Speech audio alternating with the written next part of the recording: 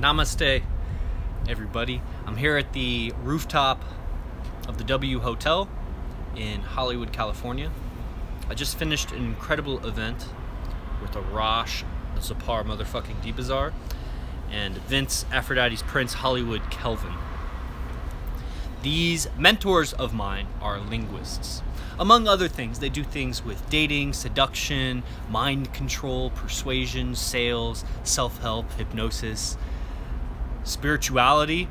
One of my most popular videos on YouTube right now, it's viral, quote, is a mindful meditation practice. If any of you have seen it, it's quite good.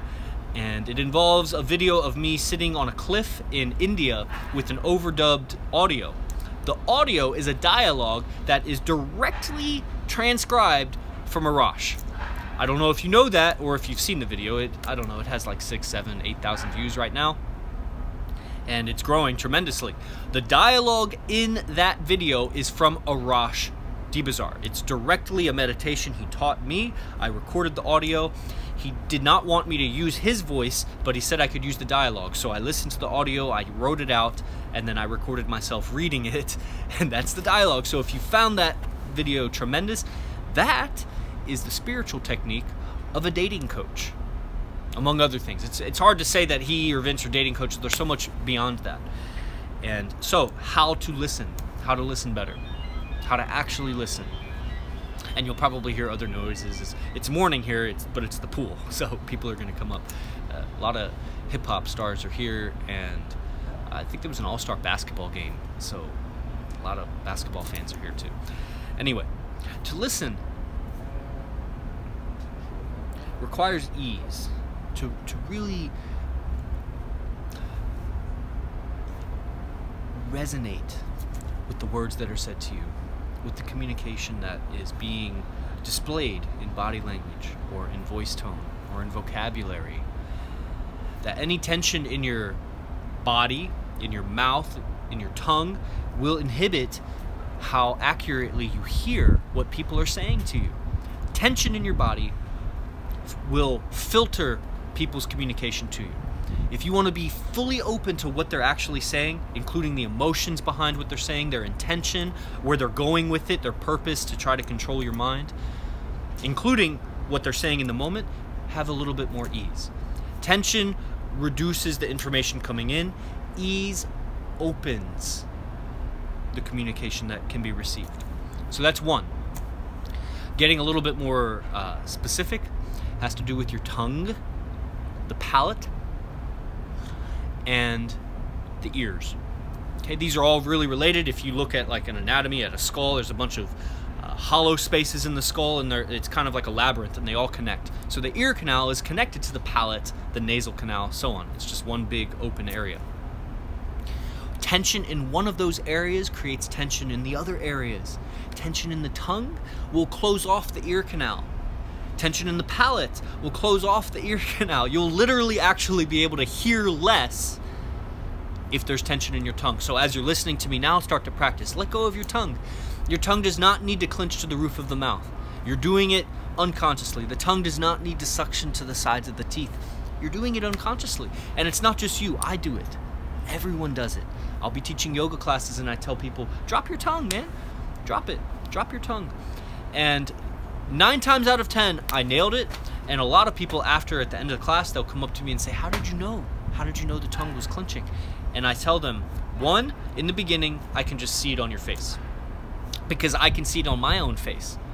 It was actually a teacher here in Hollywood that first taught me relaxing the tongue. And as I'm doing my yoga practice, I would notice, wow, my tongue keeps gripping the roof of my mouth.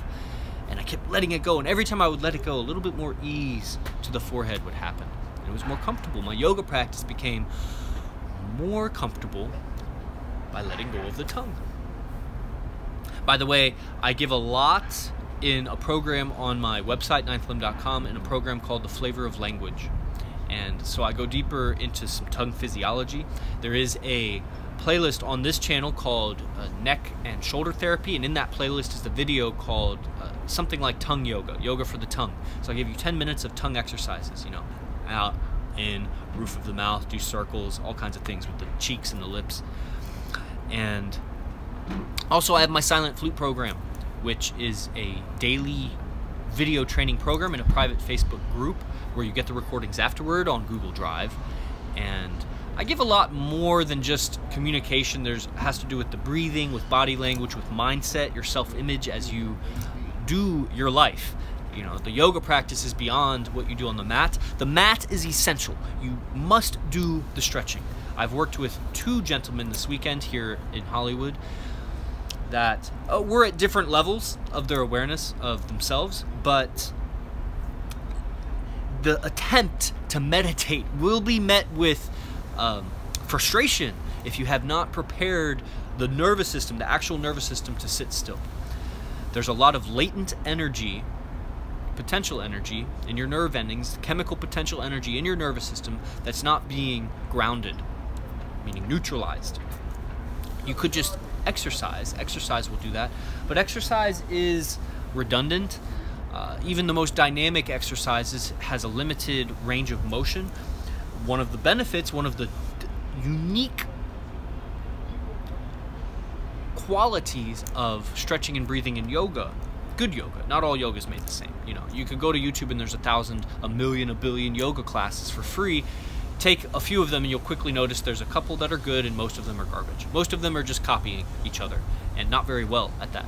And most of them, their communication is shit, meaning you can't hear what they're saying, or their enunciation is off, or they run out of breath, or they use a lot of filler words like And not all of them. There are some good ones. And I'm not saying I'm the best, but I'm getting there. So back to communicating. Oh, so in the Silent Flute on ninthlimb.com, that's where you can see all the information for that. It's a subscriber program. You sign up for that. I give you immense techniques for everything I'm saying right now. But bringing it back to communication, I'll end this in the next 3 minutes. To listen better, to actually hear what other people are saying. There's a lot of filtering that's going on. For example, I'm here for a dating seminar. When you, as a guy, encounter a very beautiful woman, it's very hard to listen to her because you just keep looking at her, right?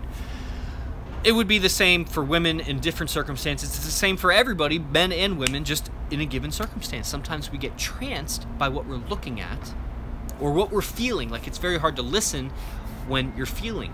That's why I used to have ex-girlfriends that instead of talking it out, they wanted to hug it out. That's fucked up.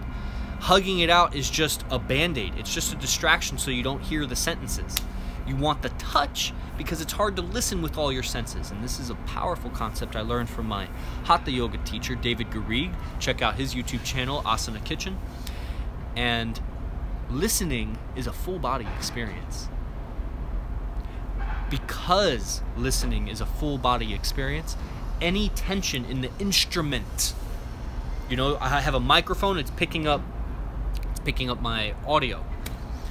Any tension in that microphone, meaning the wires are garbled, they're connected, they're fused somehow, or maybe there's a distortion in the microphone, like it's been bent, like your posture has been bent, it will inhibit the microphone's ability to pick up my sound.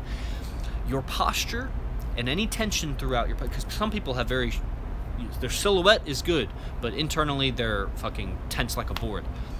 Some people are loose, they're limber, they're supple. Ex-dancers, for example, but their posture is collapsing because they don't have the strength. So you juxtapose the strength with the suppleness and create an instrument that is better able to receive all frequencies. And then you start to listen with all of your senses. You listen with your ears, but you listen with your eyes also. You listen with your nose. You listen with your inner tactile feeling of body language.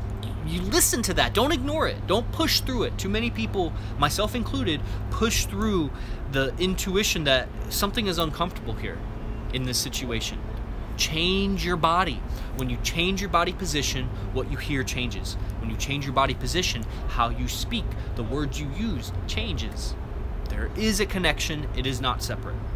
So I hope you found this helpful. Relax your tongue, you'll hear more. Relax your jaw, you'll hear more. Do Hatha Yoga to train yourself to relax your tongue in uncomfortable situations. In uncomfortable situations, pay attention to your body language and change it. Change your body, you change your mind. Change your mind, you change your communication. Change your communication, you change your effect on the world.